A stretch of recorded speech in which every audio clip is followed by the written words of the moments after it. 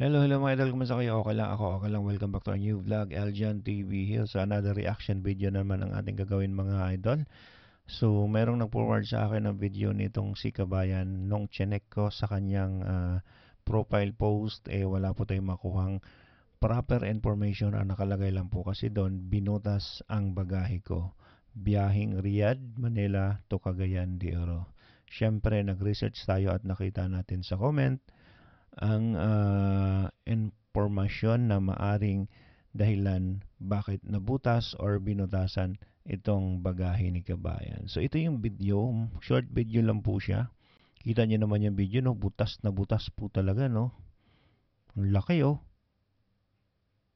Ayon nga po sa kanyang comment na ang kanyang bag naman ay binalot niya yung film, yung plastic film. Tapos yung maleta makita niyo naman is hard plastic po yan. So kung nabutas man yan, bakit ganyan, no? Diyan mismo sa anahan lang kung talagang nabasag siya. Bakit yan parang parang sinadyang ukitan ng butas yung ukitan ng butas yung maleta mismo. So syempre chinek natin sa mga comment ko anong comment nakikita natin. May nag-comment doon kay Kabayan, sinabi, may nawala po ba na gamit nyo? Kasi minsan nabasag po talaga ang ganyang maleta. Worry din po ako pag umuwi kasi plastic din ang nabiling maleta. Baka mamaya po ganyan din ang mangyari. Marami po talagang nawala, ma'am. Ang natira ay puro damit at puro basa pa.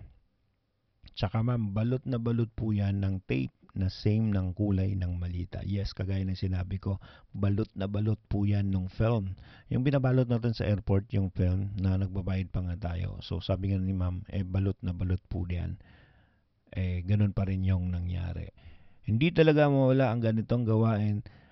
So dapat talaga wag maglagay ng kung ano-ano sa loob. Dapat damit lang talaga. Which hindi naman pwedeng damit lang yung ilalagay mo dun sa bagahe mo. Mamaya, bigyan ko kayo ng tips para malaman nyo kung sakaling may mangyaring ganito, ano ang inyong gagawin. Kahit pala, paikutan mo ng cling film na yung film, no, yung binabalot doon sa airport. Meron pa din talagang mga loko-loko sa Pinas Airport. So, ibig sabihin, sa Pinas ito nangyayari. Kasi sabi niya, Pinas Airport eh.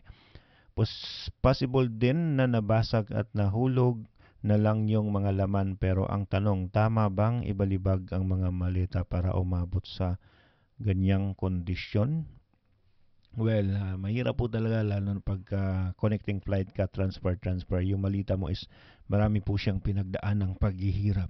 Kaya suggest ko po sa mga kababayan, better to buy stronger or yung matibay na malita at ipabalot niyo po talaga siya. At least, kung marami man siyang pinagdaan ng hirap, may possible pa rin na makalusot siya dahil matibay siya at saka nakabalot siya ng plastic. Okay. So, tingnan pa natin yung mga comment dito para meron tayong idea kung ano ang nangyayari. Okay, so meron pa dito, sabi niya, kaya paalala sa mga uuwi ng Pilipinas, video nyo mga laman ng malita nyo para pag may ganitong pangyayari, meron tayong habol. Nireklamo ko na po ito agad. Ang ginawa nila, tinimbang ng 23 yan sa Riyadh. Pagdating sa Cagayan de Oro, naging 25. Ibig sabihin sa Riyadh, 23 kasi usually mga malita 23 lang po yan, no? Pagdating sa Cagayan de Oro, naging 25, sumobra pa dahil po puro basa na ang laman ng malita at damit po lahat ay basa, kaya ang bigat. Dapat minsan talaga may kamay na bakal. Nagalit na si ma'am. Nakakagalit nga rin naman talaga pag ganito mayari, no, sa inyong sa inyong maleta. Okay, sabi pa niya dito, sa mga nag-comment na ibang lahi po ang tumira sa bag ko, hindi po.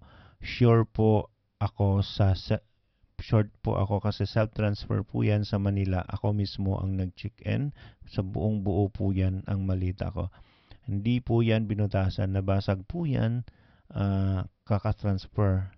Kahit saang bansa ay meron pong ganyang pangyayari. Kaya di po talaga maiwasan na babasag yung mga bagay. Baka nga po basag lang din po natin masabi wala na po tayo doon.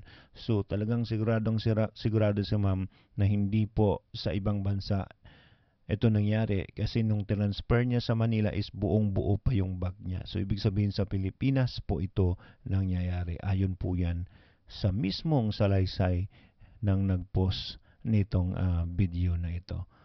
So siyempre, kagaya ni sinabi natin, no, sa Philippine Airlines ito, good thing yung Philippine Airlines is nag-reach out kaagad dito kay ma'am at nag-comment, "Hello, we extend our sincere apologies for the inconvenience or encountered due to your damaged baggage.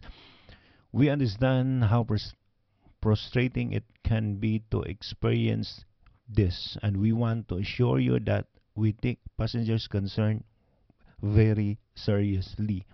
While the reposted video does not allow us to verify specific details, wala nga naman kasing details si ma'am na nilagay dito, we take all reports, baggage damage with utmost gravity to provide the most effective assistant. We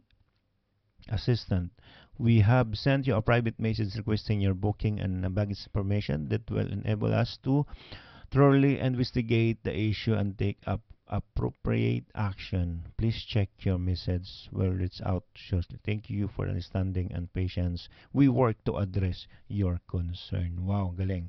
Okay, so yun. Nag-reach out na rin yung Philippine Airlines regarding dito. So, siyempre, imbestigahan po rin nila. So, para sa ating mga kababayan po na uwi sa Pilipinas, kagaya ng sinabi ko po, yung iisipin mong mag-i-enjoy ka sa pag-uwi mo sa Pilipinas, pero pag may mangyaring ganito, napaka-stressful, no? Lagi may isipin ka pa. Tsaka mahirap po magreklamo ng ganito sa airport or sa mga airlines. Ang hirap po kasi marami ka pang pagdaanan, may mga pipilapan ka pa, dami pang investigasyon, tapos not sure, hindi mo pa rin alam. Naalala ko lang last time yung may nawala din akong parang pouch bag. Hindi na naibalik sa akin. Kaya mahirap po talaga pag may mga ganito mangyayari. Mahirap yung oras mo makokonsume pa. Tapos syempre, hindi mo pa alam kung masusolve or hindi. Pero pag mga ganitong medyo mas maganda, at least alam natin na ganun yung nangyari sa ating bagahe. So tip sa ating mga kababayan siguro na uwi sa Pilipinas, make sure lang na bumili kayo ng mga mamahaling bag.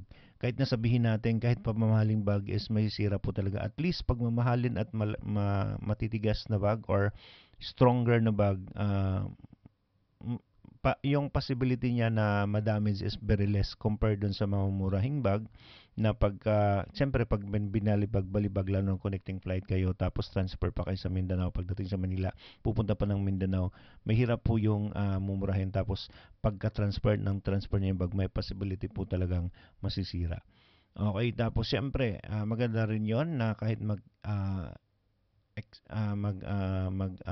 magbigay tayo ng konting halaga para doon sa transparent na ibabalot, magandang balutin natin. Tip na rin, kung merong mahalagang mga bagahe yung inyong kung may mahalagang bagay yung inyong mga bagahe, make sure to take note or di naman kaya picturean nyo or videohan nyo na ito yung laman ng inyong bagahe. Just in case, wag naman sana na may mangyaring ganito. At least meron kayong proof na ito nga yung laman at pwede nyong i-report na ito yung mga nawawala.